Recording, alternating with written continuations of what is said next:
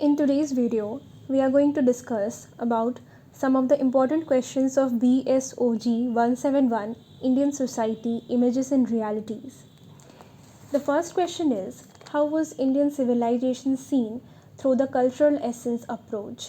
ये chapter number 1 का question है. ये पैराग्राफ नंबर 1.2 और सब paragraph number 1.2.2 page number 10 to 12 के बीच में आपको मिल जाएगा. सेकेंड क्वेश्चन है, critically examine the Indological view of India. ये चैप्टर नंबर 2 का क्वेश्चन है. ये आपको पेज नंबर 24 to 31 के बीच में मिल जाएगा. And to be very specified, paragraph number 2.3 और सब पैराग्राफ नंबर 2.3.1 में आपको मिल जाएगा. नाउ यहाँ पे मैंने मेंशन किया है 24 to 31 पेज नंबर, क्योंकि जो डिफरेंट व्यूज़ हैं ऑफ इंडिया ये बहुत इंपॉर्टेंट है और different views through out the examinations आते रहे हैं. तो अगर आप ये सारे व्यूज़ पढ़ लेते हैं या फिर एक बार गो थ्रू कर लेते हैं तो this would be very beneficial for the examination. Now the third question is, explain the nature of political unification brought about by the British in India. ये चैप्टर नंबर 3 का क्वेश्चन है. Page number 39 to 42 में मिल जाएगा आपको. And paragraph number is 3.4 and specified paragraph number is 3.4.1.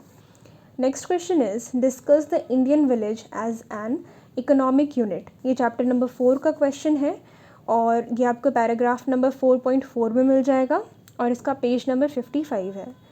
Next question is, how does the Constitution of India safeguard the linguistic diversity of India? ये page number 81 to 82 में मिल जाएगा. ये चैप्टर नंबर 6 का क्वेश्चन है और ये पैराग्राफ नंबर 6.5 में आपको मिलेगा. नाउ जैसे कि ये जितने भी क्वेश्चंस होते हैं इग्नू में स्पेसिफिकली जो इम्पोर्टेंट टॉपिक्स होते हैं वो डायरेक्टली एज टॉपिक एग्ज़ाम में भी क्वेश्चन बन के आ जाते हैं, बट ये थोड़ा सा डिफरेंट क्वेश्चन है. इसके लिए आपको इस पैराग्राफ को अच्छे से पढ़ना पड़ेगा और उसके बाद इसका क्रक्स निकालना पड़ेगा. Now the next question is, describe the idea of India as imagined by Indologist. ये चैप्टर नंबर 2 का क्वेश्चन है. Paragraph number 2.3 and sub paragraph number is 2.3.1 and page number is 24 to 26. Now next question है, what is the nature of anti colonial movement in India, discuss. ये chapter number 3 का question है और ये paragraph number 3.5 में आपको मिल जाएगा और ये पेज नंबर 42 to 43 में लाई करता है. Next question is, describe village as a social unit. ये चैप्टर नंबर 4 का क्वेश्चन है और ये 4.3 में आपको मिल जाएगा. ये पेज नंबर 52 to 54 में रिलाई करता है.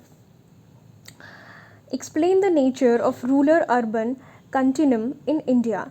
ये चैप्टर नंबर 5 का क्वेश्चन है और ये आपको पैराग्राफ नंबर 5.5 में मिल जाएगा and the specified page number is 71 to 72. Next question is, give an account of ethnic diversity in India.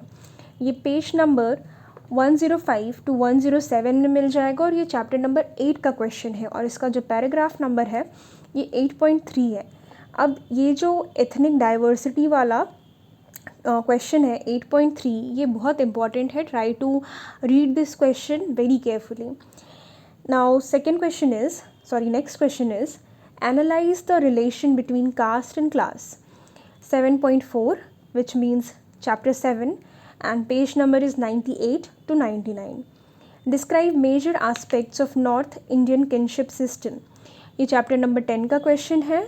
10.4 paragraph number and page number is 132 to 135.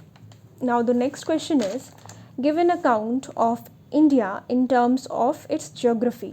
ये चैप्टर नंबर 1 का क्वेश्चन है. ये आपको 1.3 पैराग्राफ में मिल जाएगा. 13 to 15 page number. Next question is, discuss briefly the effects of colonialism on Indian society. ये chapter number 2 का क्वेश्चन है. 2.2 is the paragraph number and page number is 23 to 24. Explain nature of stateless society in context of India. ये chapter number 3 का question है. Paragraph number 3.2 page number 36 to 37. Explain what is meant by urbanism let me read this question again. Explain what is meant by urbanism as a way of life, chapter number 5 and paragraph number 5.2, page number 64. And to be very specific, ये सब paragraph number 5.2.2 में rely करता है. Next question is, give an account of how language played a role in reorganization of states in India. ये chapter number 6 का question है और ये आपको 6.6 पैराग्राफ नंबर में मिल जाएगा और ये 83 to 84 पेज नंबर में रिलाई करता है. Analyze caste mobility through the concept of Sanskritization. ये चैप्टर नंबर 7 का क्वेश्चन है और ये आपको paragraph number 7.2 and to be very specified sub paragraph number 7.2.1 में मिलेगा. ये आपका 91 to 92 में मिल जाएगा. Discuss Ambedkar's contribution securing justice for Dalits. ये चैप्टर नंबर 12 में है और इसका जो पैराग्राफ नंबर है वो 12.3.2 है. प्लस ये आपको पेज नंबर 167 to 168 में मिल जाएगा.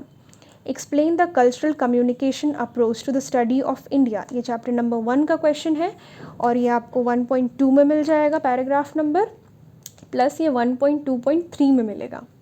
सब पैराग्राफ नंबर है ये इसका.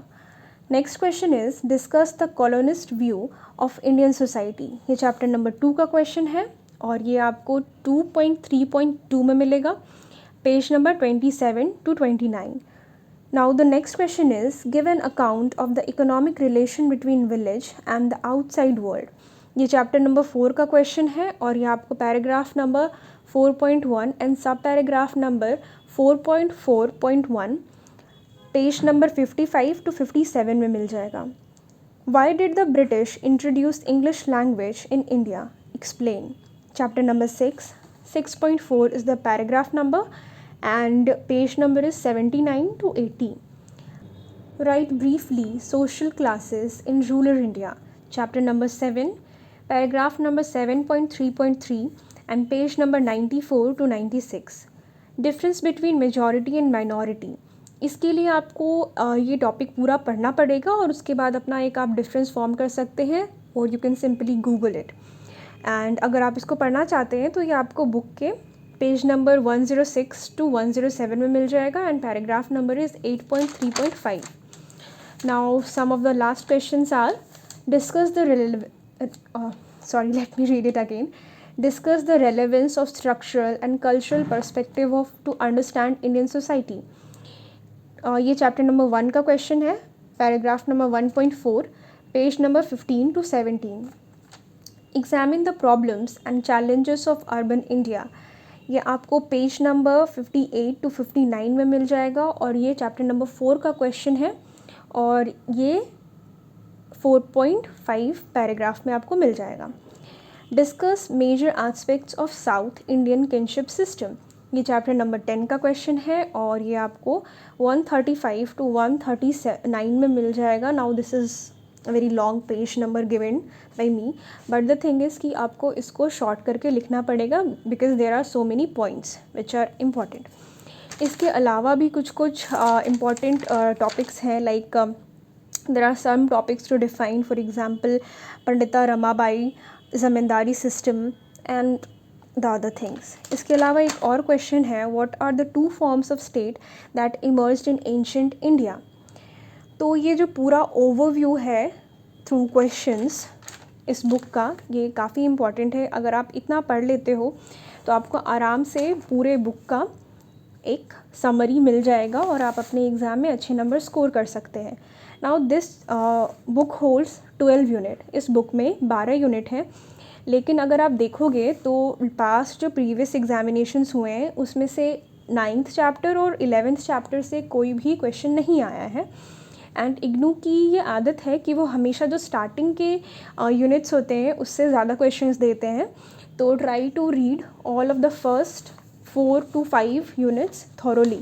आप उसको अच्छे से पढ़ लोगे तो शायद इसमें अगर मुझसे कोई टॉपिक मिस भी हो गया होगा तो एग्ज़ाम में अगर वो आए तो आप उसको अच्छे से स्कोर कर सकते हैं. All the best for your examinations.